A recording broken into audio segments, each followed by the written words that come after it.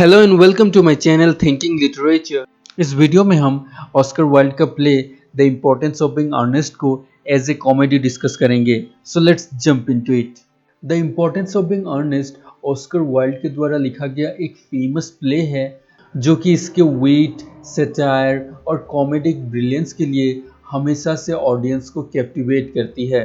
The importance of being Earnest जो कि एक विक्टोरियन नॉवेल है, ये ना केवल एक डिलाइटफुल कॉमेडी है बट ऑल्सो इस प्ले के जरिए ऑस्कर वाइल्ड उस समय के सोशल कन्वेंशंस और हिपोक्रेसीज को क्रिटिसाइज भी करते हैं। ऑस्कर वाइल्ड ने कॉमेडी को एज ए टूल लेकर थीम्स जैसे आइडेंटिटी, सोसाइटल एक्सपेक्टेशंस और द परस्यूट ऑफ लव को एक्सप्लोर किया है। अब हम the importance of being Earnest में वीट और ह्यूमर के यूज को डिस्कस करेंगे। ऑस्कर वाइल्ड को मास्टर ऑफ वीट कहा जाता है और उनके play the importance of being Earnest में ऑस्कर वाइल्ड ने कई ऐसे डायलॉग यूज किए हैं जो कि क्लेवरनेस और वीट से भरी हैं। ऑस्कर वाइल्ड के कैरेक्टर्स वर्ड प्ले का यूज करके बेंटर या रिपार्टी में एंगेज होते हैं जो कि ऑडियंस को हमेशा एंटरटेन करती है। और ऐसा ही एक विटी रिमार्क नोबेल का कैरेक्टर एल्जर्नन मैरिज के ऊपर करता है। I really don't see anything romantic in proposing. It is very romantic to be in love, but there is nothing romantic about a definite proposal. Why one may be accepted, one usually is, I believe.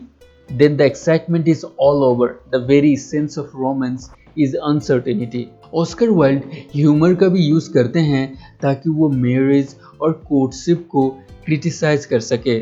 इस novel का एक character Jack वर्दिंग पूरी novel में double life spend करता है, Ernest नाम से city में और जैक के आइडेंटिटी से कंट्री में। और इस तरह के सिचुएशंस ना केवल नॉवेल में ह्यूमरस मिसअंडरस्टैंडिंग क्रिएट करती है बल्कि विक्टोरियन सोसाइटी में जो लोग प्रिटेंशंस और दिखावा करते हैं उस पर भी कमेंट करती है।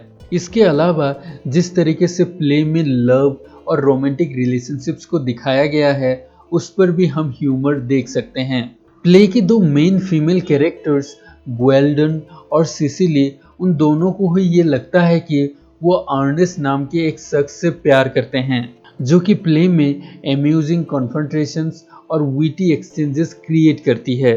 और उनका अर्नेस्ट नाम को लेकर इतना ऑब्सेशन विक्टोरियन सोसाइटी के लोगों में रहे सुपरफिशियलिटी और फ्रिवोलिटी को दर्शाती है। अब हम इम्पोर्टेंस ऑफ बीइंग अर्नेस्ट में ऑस्कर वाइल्ड ने किस तरह से सटायर का यूज किया है ताकि वो विक्टोरियन सोसाइटी को क्रिटिसाइज कर सके उसको समझेंगे।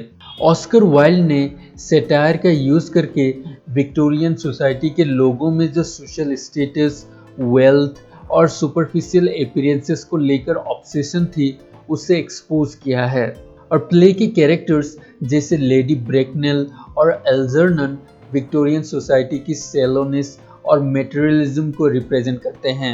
लेडी ब्रेकनेल जो कि केवल पैसों के पीछे भागती है और जिन लोगों का सोशल स्टेटस अच्छा नहीं है उन्हें डिसडेन करती है, ये सभी विक्टोरियन सोसाइटी के लोगों की एटीट्यूड को दर्शाता है।